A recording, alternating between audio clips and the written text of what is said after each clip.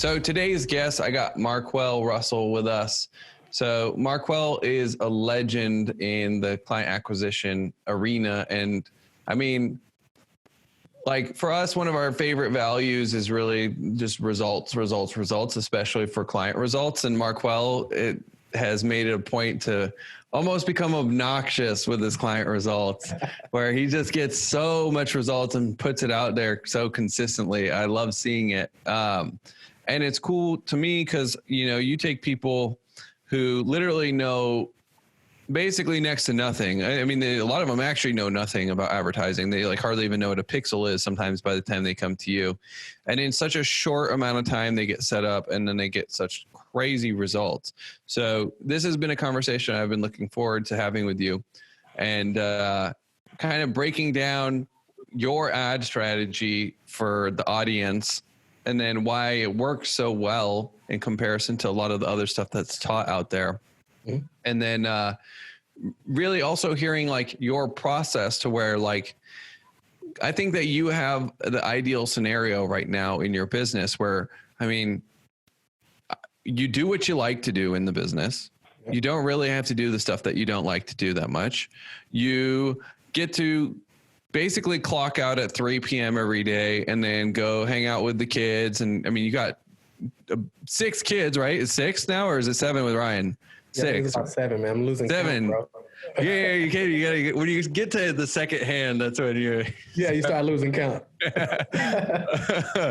So you got 6, 7 kids, and then you're able to though take your time off in the afternoon, like be a really present dad, be like the kind of dad that it like you take time to show them kind of how to build businesses, play basketball, pursue whatever their dreams are, learn and all that. And like, I think that a lot of people, you know, especially in our audience, have the belief that you have an either or.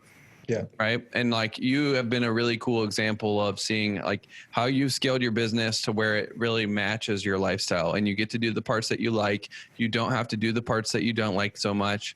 And then also you get to do what's important to you and like spend time with the people that are important to you. So I think you got a unique design and I'm excited for you to break down some of your thought processes there. But yeah, man. So I guess the first question I have for you is just in general, like, how did you get into advertising and what has been the process there? So I got introduced to advertising. It's been pretty crazy, man. So I a few years ago, I didn't even know this whole world existed, right? So I was, I actually used to do club promotions and artist management. Obviously, both of us, we love music, we love hip hop, right? So I used to manage some artists, and we started to pick up a nice bit of steam. And while hanging out in the club one night, because I was kind of in the streets during the day, doing club promotions and artist management during the night. So I was kind of doing a little bit of both, right? And it was kind of exhausting. So I'm hanging in the club one night and a guy walks up to me and he says, hey man, he thought I was somebody else. I knew his face, he knew my face, but he was like, hey man, who do you know that has a cell phone? And I'm like, well, everybody I know has a cell phone. And he was like, what if every time they paid their bill, you got paid? And I was like, well, that'll be pretty cool because everybody has a cell phone. And he was like, long story short, I'm working with this technology company. We're expanding in the area. One of my mentors will be in town this week. And we're looking for some other leaders who want to make some money. So I'm like, all right, cool. A legitimate millionaire. Because I was used to being around people who made money, right? But he was like a legitimate millionaire to doing something legit. So I'm like, all right, cool. So I went to this home meeting and we pulled up to the house. The house was nice. With some nice cars outside. So everything was like lined up so far. So, because I'm from Atlanta. So it's like everybody claims they have money in Atlanta. So I'm always skeptical and looking. So I'm like, all right, let me see if this stuff is matching up. So I go in. They started doing a presentation and it was telling me about video technology and here's how big video technology is about to be. Video technology and VoIP technology, right?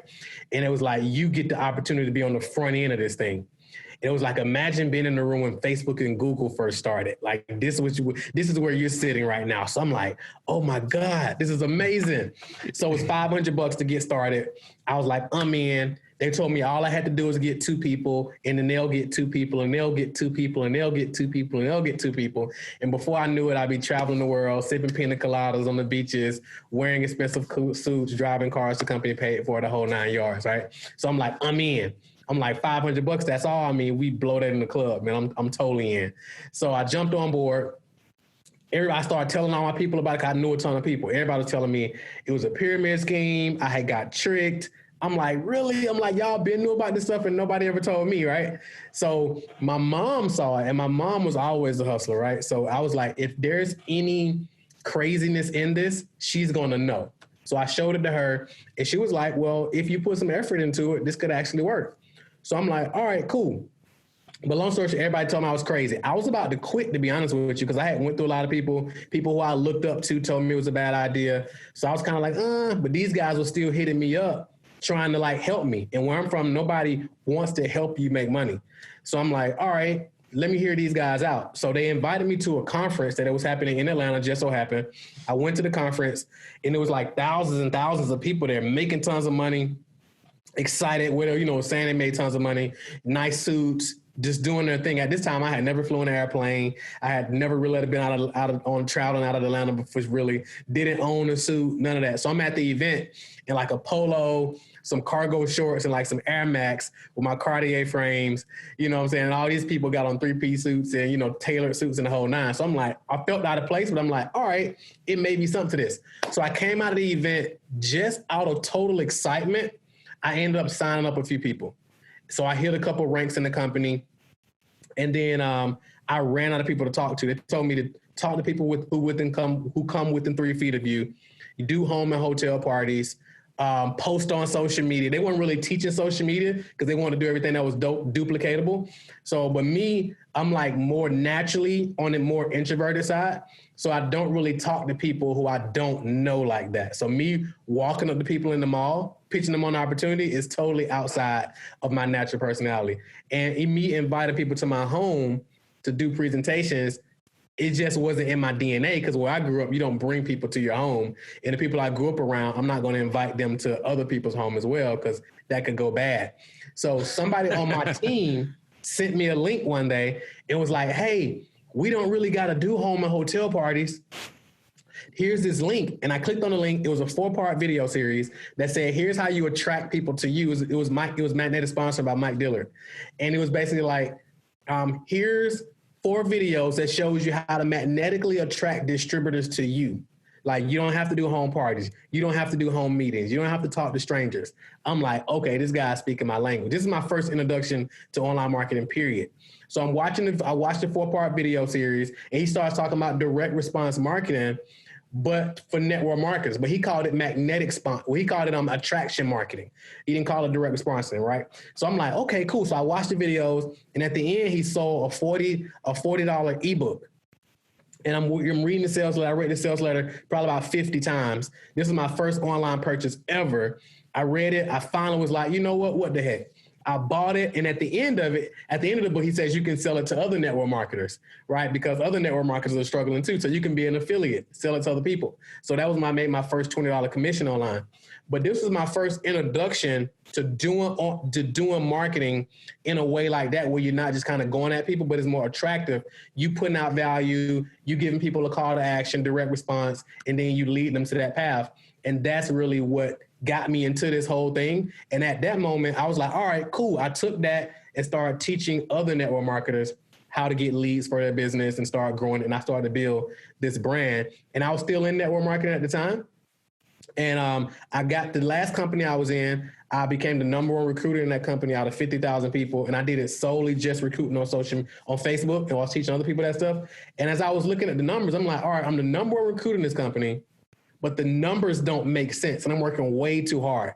I was like, I wonder if I just took what I was doing and just kind of, stepped out and started doing my own thing, teaching people what I knew, I could make money. I could, hit my goals way faster. And that's what we did. I just kind of cut ties with network marketing and said, we're going to focus just on our own thing. And one thing we got really, really good at is generating tons and tons of leads and actually converting those leads into actual paying clients. It was like, well, this is what we're going to plant our flag and just go all in on this.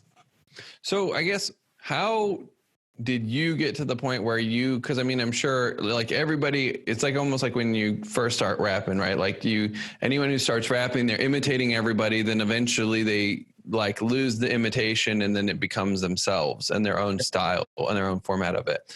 So I guess what was that process? Like who were the people that you were imitating? And then what was the evolution into your current style where you've defined sort of your advertising strategies as they are unique to you? So I think early on it was obviously it was Mike Dillard because he was the first person I ever saw doing this stuff.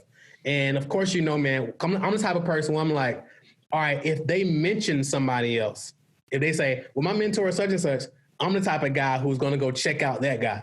So now I'm going through their rabbit hole. And now they mention this book. Now their mentor mentioned this book. So I'm going down that rabbit hole. So I would say the first person was like Mike Dillard because he was the first exposure. And then from there, that led me into like being introduced to guys like Vince Reed, Mark Hoverson, who passed last year. And I just kind of was in that web.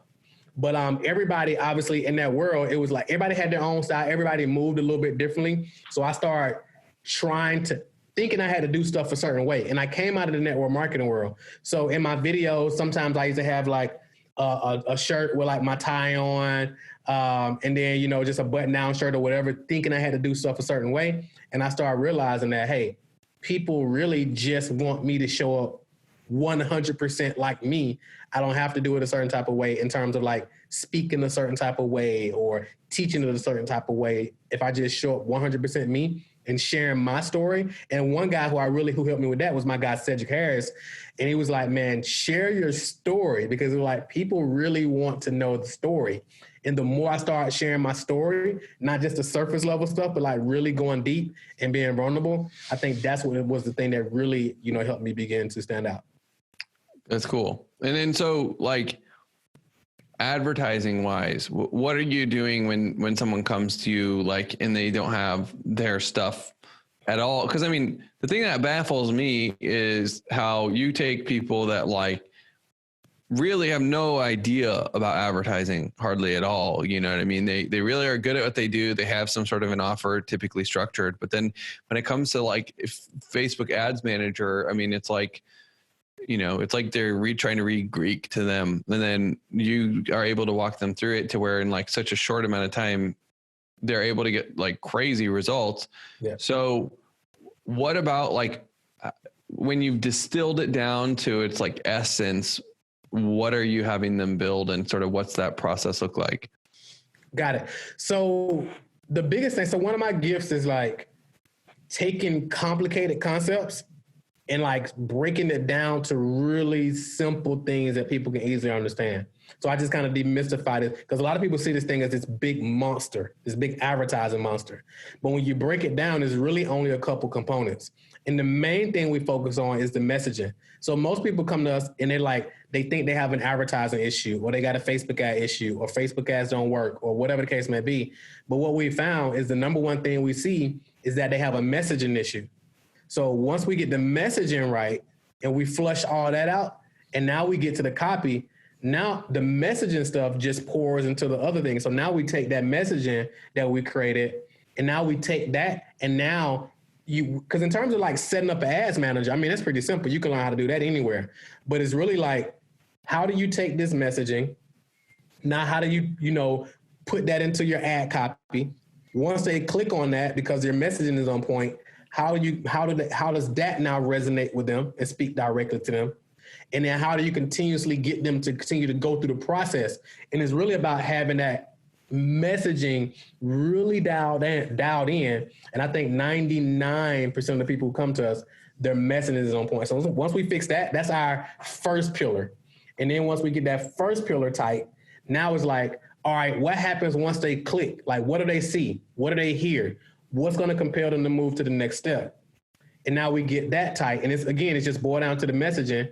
And then that third phase, like, how do we get them there? And it's all congruent because obviously once they get to the enrollment call, what's being said on the call has to still be in alignment with what was said on the first end. So essentially we just break the whole thing down. So it's the messaging. Now we take that messaging becomes your ad copy. That messaging also becomes your lead magnet. And then that messaging also becomes part of your offer and then the enrollment process.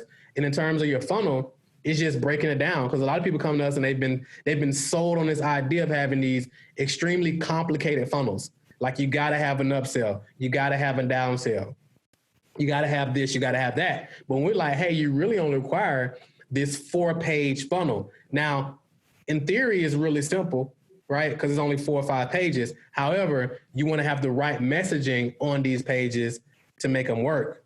And then we just show them how to do this thing the opposite way. Because a lot of times online is like, and it's kind of like the opposite of where everybody's teaching. So it's like, hey, you got to sell a low ticket offer, and then you upsell them from $7 to $97. You sell them from $97 to $297, $297 to $497. And then later on, you sell them your high ticket.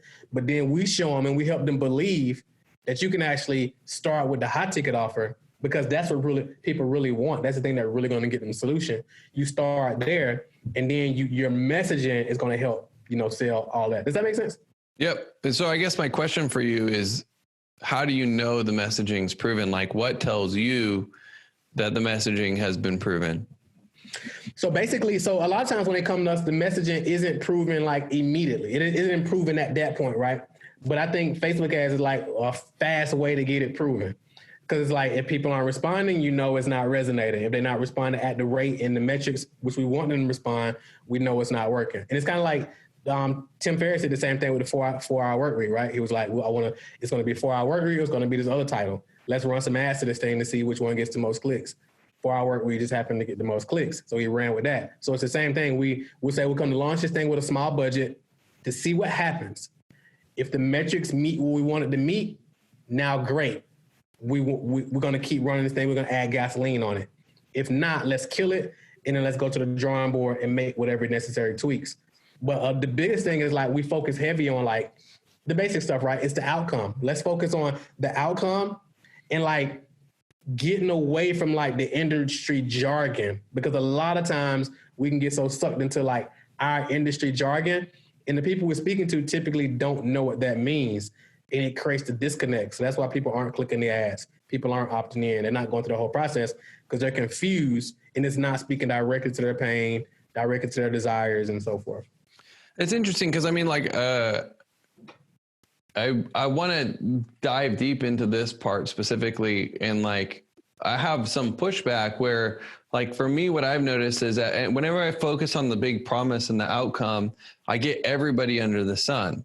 And then I actually sometimes will use the industry jargon to make sure that I'm only calling out the people that know what I'm talking about and are in the right spot. And like, sometimes one of the situations that happens a lot of the times for us, and like it happened to me, and then it happens a lot to other people, is we were proving our messaging and all our metrics were saying that we're accurate, but then the conversions just weren't coming across the line. And it was because like the messaging was working, but it wasn't working, if you know what I mean, yep. Right? Like, so how do you protect against that or prevent against that? Or like, at what level is it right to bring in jargon to repel people? Because I know sometimes like the other part of attraction marketing is the repellent side, where you need to make sure you're not getting everybody who's not prepared. Because like I'll give you an example, right? My parents had some lots in Florida that they're trying to sell, and they were talking to me about it. And like, they're like, hey, we want to run some ads, and we want to get ads to people in Michigan to get them to come buy the lots here. And I was like, okay, cool. Well, I'm like trying to think about all the different angles, and like, the obvious angles are stuff like, like who wants to retire in Florida, or who wants to retire in a dream home in Florida, mm-hmm. Right? That's kind of like, or who else wants a dream home like this in Florida? Like I'm just saying, kind of thinking like basic advertising headlines that I know are proven that work. And, but then my fear was, initially I'm like, oh, well, if I get that, I'm going to get like the guy who's in the trailer park in Detroit that has no chance of potentially ever retiring in Florida, but then like comments on the ad because it's a beautiful picture. And those people, when you start running ads, like they come out of the woodwork, like, oh my God.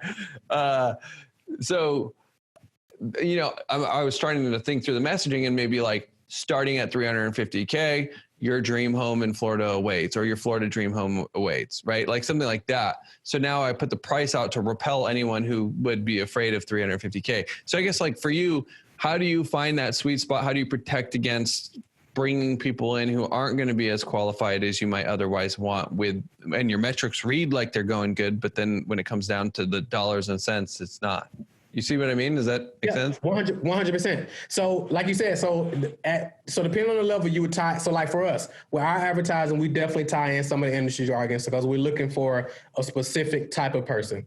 And then some individuals, especially when we're testing out their advertising on the front end, we'll kind of put it out kind of broad and then dial in after we get some data. So I'm gonna give you a couple examples.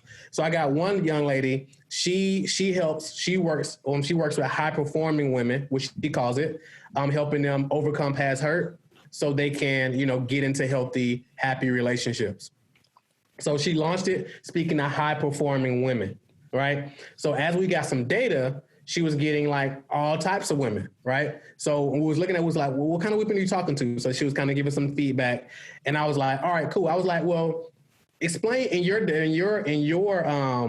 definition, what's your definition of high performing woman? And she was like, well, like me, like a doctor or somebody who's like a lawyer or somebody, an entrepreneur or, they're successful financially, but they just work because they just kind of numb themselves out because of the pain they've had in the past. So they can't have, successful relationships or whatever. So I'm like, all right, cool. So now we got that data based on these calls you had. So let's implement that into your lead magnet and we can tie that into the messaging. So now she's obviously cut down the amount of scheduled calls that she's having. And then, but she's getting, higher quality calls because anybody who's going to stick past that filter at the beginning of the video, they're like, all right, cool, I meet that criteria. So now she tied that in. So I'm gonna give you another example. Was you gonna say something? Yeah, so just to bounce it back and make sure I'm understanding and anyone else who's watching this is understanding. So you're basically saying at the beginning of your VSL, it was like, are you a doctor, lawyer, businesswoman, someone who's really achieved career success, but you seem like you're struggling when it comes time to love? And so that's what you guys did. Is that the messaging? Exactly. Tweak? So she basically was like, hey, this video, before you go any further, this video is specifically for high performing women. And when I say high performing women, here's what that means. You're a doctor, you're a lawyer, maybe you're a successful business owner or corporate executive. You're making money, you're successful financially, and on the surface, everybody who knows you looks like everything as well. But below the surface, that's the furthest thing from the truth. You're struggling here, you're struggling there. Go ahead. So did you also implement that on the headline and then the lead of the ad or anything on the actual ad side of things? Or was the first time that messaging tweak appears in the VSL? So we tweaked it in the VSL first because the copy was great and it kind of hit on it. However, there was still kind of filtering too, because I guess some people was coming through booking without watching the video, whatever. So we implemented in the video first, and then we typically just work backwards. So it's like, all right, if it's still an issue, then it's probably the copy. But now we worked in the lead magnet video, so she doesn't have to redo the ad and all that. Let's start here, and then we'll work, back that way. Yeah, okay, that makes sense. And then you said you had another example? Yeah, I'm gonna give you another example. So I got another buddy in mind. He does real estate, and he does really well in real estate. And basically, he teaches people how to get started in real estate, wholesaling, and so forth. And of course, there's a ton of people who are, selling real estate stuff, no money down, get started, all this different type of stuff. So it attracts a crazy amount of people. So I asked him, I'm like, hey, man, where were you when you got into real estate? And he was like, well, I was a manager at Quick Trip. And I was like, cool, how much did you make? And he was like, I was making about $70,000 or $80,000 a year. And I was like, cool. So you essentially wanted to take the money you were making and then use that money to get involved in real estate. And he was like, yeah. And I was like, great. So I was like, the way we need to position is like, hey, this isn't like, for example, literally saying like, hey, I know there's a lot of, get started in real estate, no money down type of situations out there. This isn't that.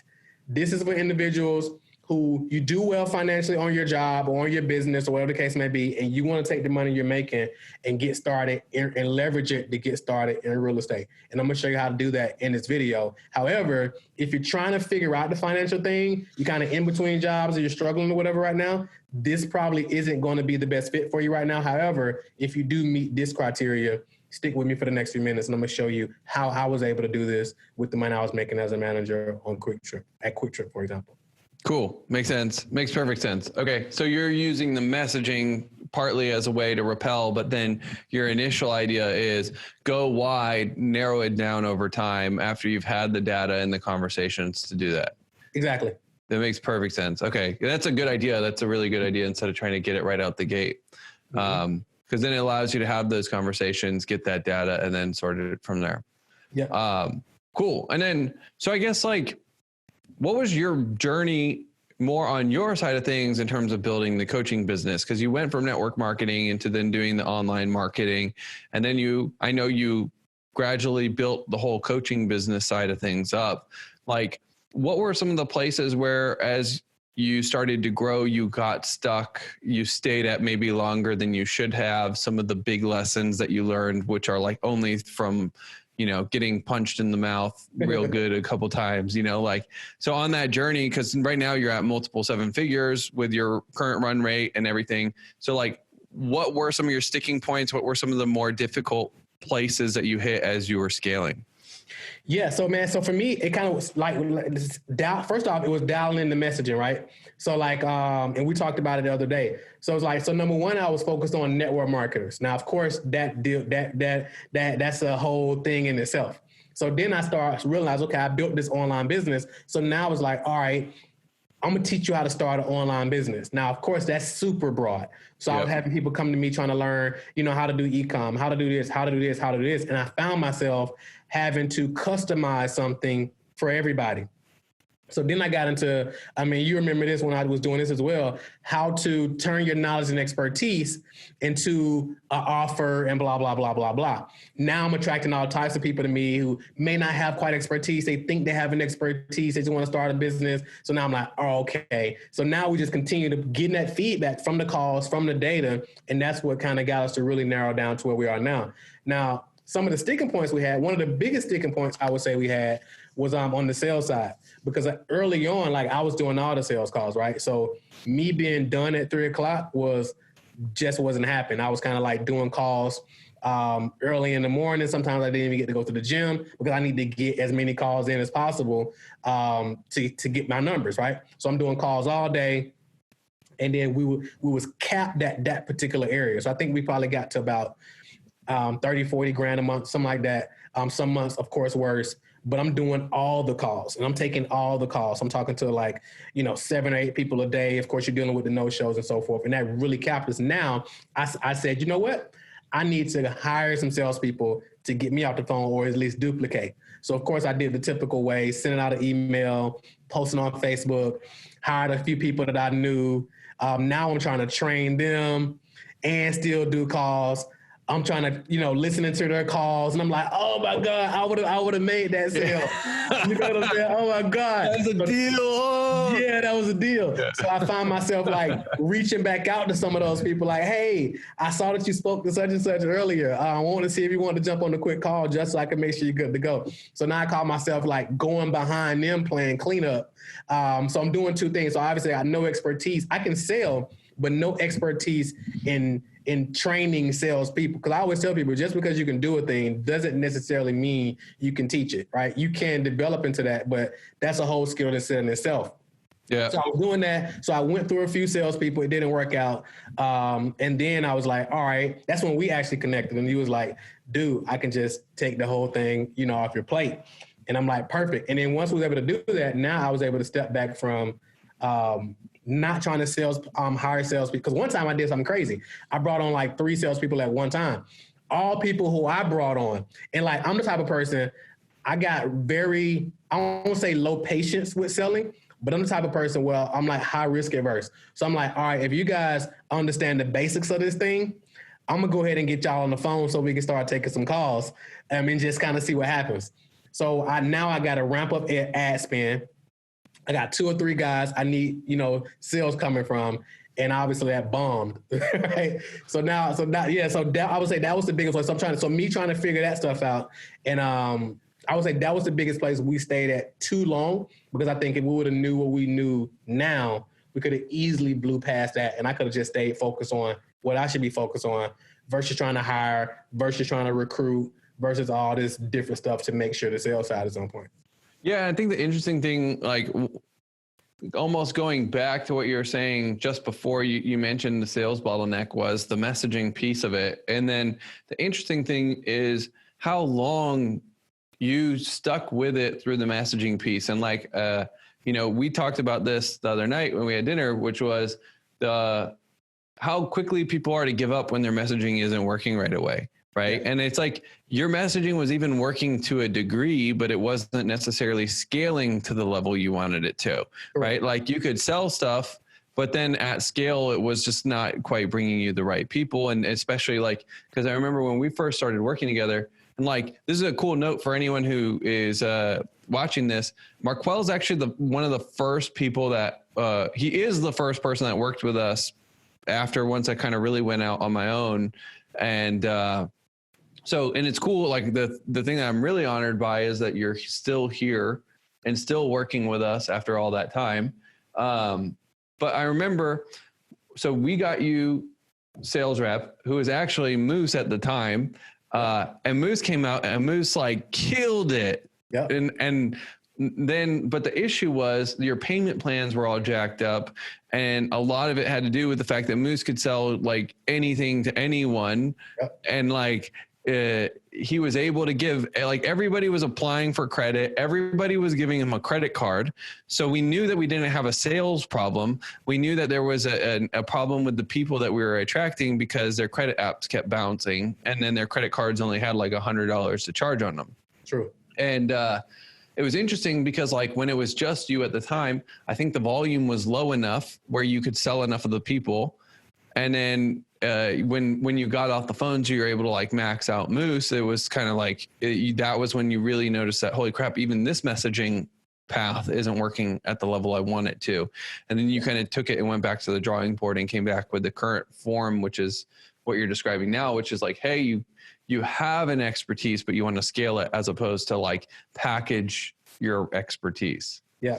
It's a total game changer. And I would say this, because I don't know if anybody's struggling with this. I know for me, I think the biggest thing for me was, I think I had a mental bottleneck that kept me stuck there for a minute as well. Because I knew I was good at what I do. However, I was like, am I ready to serve at a higher level? Like, am I ready to really step in?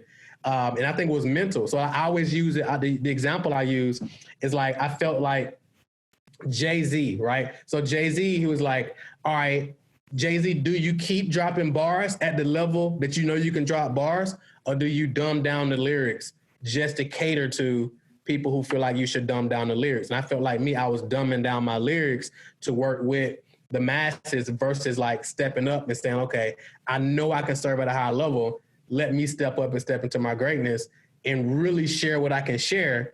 And then that allowed me to start attracting a different caliber of people because my conversation changed versus like the typical, start a business and blah, blah, blah. It was just a different level of conversation, which of course attract a different type of person. Yeah. And I think also as much as it helps you on the marketing and sales side, it helps equally, if not even more, on the fulfillment side to where your results are better because you have people coming to you with the right things in place, and then you're able to get them what they need and then help them scale way faster. So, 100%. And then with the sales rep process, I mean, like you said, you were at 30 grand a month when you were kind of doing everything yourself, 30, 40 grand a month on a good month. And then post sales rep, what was like the before and after once you brought on sales reps? Meaning when I hired was doing the sales rep myself or? No, like once you got a sales rep performing, which is really like basically after when we got Moose on board and got you off the calls. Okay, got it. So we went from there to like doubling, right? So we went from there to like doubling because I wasn't really having to take, and we doubled without me really even taking calls. So initially I was taking a few calls, then Moose was taking some calls, and then I was slowly able to take less calls, and Moose was able to, take on more calls. So we was able to double essentially and get it to like the 70 to 80 grand a month or so without me doing calls, so I can focus on other areas. And that was pretty quick before things kind of plateaued a little bit. Yep. And then you got stuck for a while at that like 80 grand a month. And I think you were there for like a year and a half. Yeah. Right. And then which is a terrible place to be at 80 grand a month, or like, you know, you got sales reps and it just sucks, dude. But so you were there for a while. And then I guess what was the bottleneck there? And then what was the epiphany that kind of helped you then unlock that bottleneck? So I think right there at that point, I was the bottleneck. So it was kind of like, I was still like, everything was kind of still directly tied to me. So one of the biggest things that we talked about before is like a lot of stuff in our system, it was more about Marquel. So now I started to pull myself out and made it less about being Marquel. People want to work with Marquel. But now people want the CAU system. You know what I'm saying? What they really want is the system. So now when it comes to fulfillment, it doesn't matter if I'm there to fulfill. It doesn't matter if I'm on the call. People aren't necessarily coming to the call looking to speak to me. They're not necessarily showing up, you know, looking for me to always fulfill. They understand it's the whole team. Because before that, it was all MarquelRussell.com. It was my logo, the branding, and all that. Now we removed all that. Now it's more about the company. Now it's more about the system. And now I'm empowering other people to be in position. So now the business still runs like a machine, regardless if I'm doing calls, regardless if I'm on the ads, or regardless if I'm on a coaching call in the group or whatever, it still runs. So I think I was the biggest bottleneck because I had a lot of the knowledge locked in my head, but never really took the time to really like unpack it and really start giving it off to other people on the team. So I think that was the biggest piece at that point. So one thing I'm curious about in your experience of that, like how much of it was just almost like the emotional component of that versus the actual technical, like documenting your knowledge and shifting the stuff? Like how much of it was emotional? Dude, all of it was emotional. Cause in your mind, you're like, all right, dang, are they still gonna, well, like, is it like, cause first of all, it's like, I think it's a lot of ego, number one, cause a lot of times you're thinking nobody can fulfill as good as you will, or nobody can sell as good as you will, or all this different type of stuff. And so it's a lot of ego there, which, you know, leads to the emotion stuff. So it's all of that. So I never really took the time to really unpack it, because if I feel like I'm in control. If I release too much control, now, you know, number one, now what do I do? Number two, can I trust other people to still fulfill? Number three, the clients aren't going to respond, or it's not going to convert as well if I'm not totally hands-on, which was all total BS. Yeah. And I think that though, like, there's a few parts of it, right? So one of it I think is, and because like I see this bottleneck a lot, and even like personally knowing it, intellectually, like emotionally, I still experience parts of it. You know what I mean? Because I think it's just it's what it is. And like a huge part of your identity gets tied to your business. Yeah. And then your identity is all wrapped up in it, like what you're saying with the ego part of it. And then your significance is also like, there's an element of significance of everybody saying how smart you are and how great you are and how you changed their life and how thank God they met you. And oh my God, I remember when I first talked to Marquel, and like all that ego really it makes you feel significant. And then when you leave that, it's like what can fill that void? Because I think that, you know, for almost anyone I talk to that has this type of business, that like what you're doing and what we're doing, and like anyone scaling these types of businesses with clients, like everyone says like the money is the best thing, only second to the moment when the people get results, right? And like when you see how the actual product is impacting your clients' lives, that is really the best part of it, right? And it's like when you watch a client go buy a new car, when you watch a client go buy a new house, when you watch a client be able to say like, I had a baby and I didn't have any issues. Like when you have a client who has a baby, like we had like 2 weeks ago, a client had a baby. He's like, yeah, dude, we're on pace to hit a record month, and I was able to take the time off to be with the girls. Like that's the sort of stuff that really like gets super addicting. Mm-hmm. And then when you start to pull out your significance, when it's not all like, you know, Marquel did this, Marquel did this, Marquel did this, you know, it's like, I don't know, there's that sense where you get kind of like scared in a way. And then the other thing is like, you also have the fears of like, well, what if the person takes my stuff? What if the clients like that person more than they like me? Like these like stupid little ideas, right? Like, right. But what if their loyalty then now is to that person and not to me? And then like, I think all those things get wrapped up in it. But I do think that also, like, to touch on what you're saying, like, it's total BS that the results did drop, but I think that they do in most situations we see they temporarily drop, right? Because you do have to get your ads, and you do have to get your website, and you do have to get your branding, and you do have to get new testimonials that say, gosh, the Client Attraction University method is the best thing I've ever done, right? And they have to talk about the system all throughout everything. You know what I mean? Yep. And I think that in that gap of when you decide, like, okay, I'm going to move all attention to the system as opposed to me as a human, that there is a subtle dip in conversions for a period of time, and it is real. But then at the end of the day, now you're on the other side of it, where your business is way more attractive to any buyer if you ever wanted to sell it. Not saying that you did, but like, you don't want to have a business that dies with you when you die. You know what I mean? You want to build a business that can sell if you ever wanted to, for whatever reason. Yep. And so, like, the business is far more attractive to a buyer. You're going to get a higher multiple if you were to ever offer it to a buyer. And it's easier to operate and more fun to operate now. Totally agree. Agree, 100%. Yeah, that's an interesting sticking point. And then, so how long did it take you to solve that specific bottleneck? I would say it probably took me after I realized it. How long did it take you to realize it is the real question then. Oh my God. Probably took me to, honestly, man, how long it took me to realize it? Probably maybe like 3 or 4 years, man. That's crazy. I would say easily, probably about 3 or 4 years, because I just wasn't even conscious of it, right? Because I was like in this personal brand thing, this personal brand. So I wasn't really even conscious of it until we start growing. And I was like, all right, we're capped at right here. And then especially when you got a team where they're like, want to take stuff off your plate and they want to do things, but I'm kind of like, I'm still holding it closely guarded to me because I won't take the time to like break it out. Even when I brought on my first assistant, because I think we probably got to like 30, 40K, whatever, before I even brought an assistant on. And even then, when I was hiring her and training her, like me unpacking everything that I was doing on a day-to-day basis, I was like, this is crazy. I do a lot of stuff that I don't even really realize that I'm doing. So now we start breaking it all out, putting it in project management software. Now everything is super systemized, but I wasn't even conscious of it before then. It was just like hustle, grind. I'm just getting it done. I'm just going to get it all done no matter what. So yeah, that was huge. Yeah.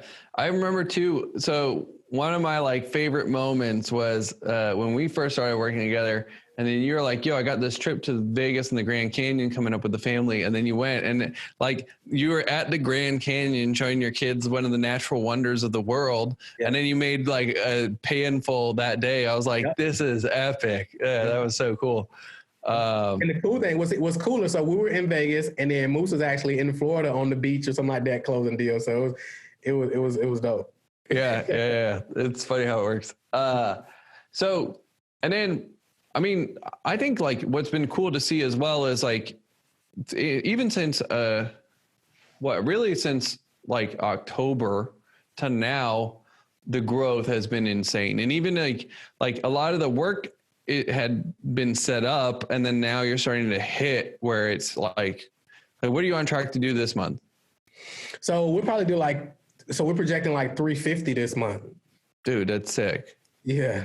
That's sick. And that's not like big back end sales or anything like that. That's just core products from your evergreen systems, which is that's no launch. That's no nothing. That's just basically 2 reps. And then how many setters do you have right now? So we have 2 reps and we have 4 setters now. So we got 3 new ones we're onboarding, but we had 1. We got our 3 we're on, like getting started, taking calls this week. So it'll be 4. We got 2. So really 2 reps, 1 setter, and then 3 in trial. Exactly. Yeah. Okay. Crazy. 2 reps and 1 setter, and then you're on pacing 350, and then you're doing it where you're out at 3 p.m. most days, and like, you know. And we just work and I just work Monday through Thursday, so it's like Friday, Saturday, Sunday. I don't really do anything other than the huddle on Friday, but that's it. That's crazy. That's crazy. Like, you know, on the outside, and I'm sure even like you at 30 grand a month couldn't imagine this. You know what I mean? Doing like 10 times the production with a fraction of the input is pretty crazy. Yeah, bro. It's insane. Yeah, and you're doing the stuff too with the live events and the big back ends, and you tied all that stuff in as well. And like, I'm really excited to see how that hits. And when you do stack this on that, like, yeah, it's going to get crazy. Yeah. Cool. Let's see. Do you guys, any of the viewers, have any questions for Marquel about his process of scaling? I'd like to make sure that if you guys do have any questions, I see we got Malachi with us, we got Chris with us, we got Adam Rundle. What up, Adam? Looks like we got a lot of pretty legendary people. Ryan, Samara. Do you guys have any questions for Marquel about his process of scaling and any of the bottlenecks that maybe he's hit along the way, or any of the challenges that maybe you're facing that you want to run by Marquel? If you did, drop them in there. Marquel, did you have anything like that you wanted to give to the audience, or anywhere that maybe you want to send them, or any resources for them to check out? Yeah. So if they want to dive like more in like a more granular step-by-step process of our ad process, like how we launch the ads, how we scale the ads, like our exact process step-by-step, we put together a playbook because a ton of people was asking about it. If they go to paidadplaybook.com, so that's PAID adplaybook.com, you can get the whole like rundown step-by-step, and also some bonus training videos that goes with it as well. It like breaks down everything like in crazy detail. Cool. So paidadplaybook.com, and then over there, they'll be able to get that and then run through it. Perfect. Let's see. I'm not seeing any last questions here. So do you have any final words that you want to leave them with as they're kind of thinking about their journey to scale to 7 figures? Nah, man, I would say the biggest thing is like simplicity, right? It's really simplifying. So like scaling this thing up to 7 figures and beyond is like, it's like, it seems like this big monster, right? Yeah. But for me, I'm like, all right, how do you like simplify? So obviously you got the marketing side you want to dial in, but that includes the messaging and ads and all that. Then you got the sales side. And then once you sell, you got, the fulfillment, and then the operations and things of that nature. But you break it down and you're like, all right, it's not this massive thing. It's like dialing in a few pillars. And you say, okay, for the next 90 days, we're going to focus on dialing this in, for example, the 30 days, 60 days, or whatever. Next 90 days after that, we're going to dial this in. Next 90 days after that, we're going to dial this. We're going to make sure all this is on point. So what I tell my clients, when they start trying to complicate it even more, when they like, well, this and this and this, I'm like, look, now that you got your machine going, the only focus every day is leads, apps, sales, and service. So it's like getting more leads, converting those leads into scheduled calls, enrolling them, and then serving these clients at a really high level. And when you serve them at a really high level, that's going to create more client success stories. Now they're out raving about you, sending you more people, and it just feeds back into those 4 things. And if you just focus on those 4 things every day, it's really that simple, to be honest with you. I know it's like an oversimplification, but those are the 4 things that we focus on. That's pretty much it. Yep, makes sense. And I think that like the thing in this conversation I really liked and I want to highlight, and if you like are just catching this now or you're on the replay, like I would go back and like listen to what Marquel talks about on how to dial in the messaging, because when we see people's, like we get to operate a lot of these systems and we get to see a lot of these systems, and it's almost always the messaging and the offer and the message market match and the product market match that is going to be a lot of the thing that's going to be sort of like your limit to your growth. And like, even in your case, you knew what you were doing and you're still casting too wide of a net. But I like that your whole process as well was not overthink it, so then you never get started and you always have an excuse. It's like, get started and know that you're going to do it wrong and be ready to tighten up your messaging further. And like, in fact, proactively look for the questions in order to tighten up your messaging so that eventually your product's even better, your results are even better. And then it kind of wraps back into those 4 things. Yep. 100%. Because it's all about the data when it boils down to it, man. You launch, you get some data, and the best market research is ever going to happen is on the phone anyway. Yeah. You get on the phone, you start getting some data, and you're like, all right. And we look at it like the sales feeds the marketing and the marketing feeds the sales. And we keep that feedback loop, and then you get it dialed in, and now it's running like a machine. Yeah, that's cool. The sales feeds marketing and marketing feeds sales. I like that. Mm-hmm. All right, man. Well, thank you for taking the time out. And if you guys are in the group and you got any questions, just drop them below. We'll circle back and kind of make sure you guys get answers to any questions that you did have on the interview. Overall, I hope you enjoyed it. And then be sure to go check out Marquel's playbook over at paidadsPlaybook.com. And we'll see you here next week. All right, bro. Appreciate you having me. That's it for this week's interview. Hope you guys enjoyed it.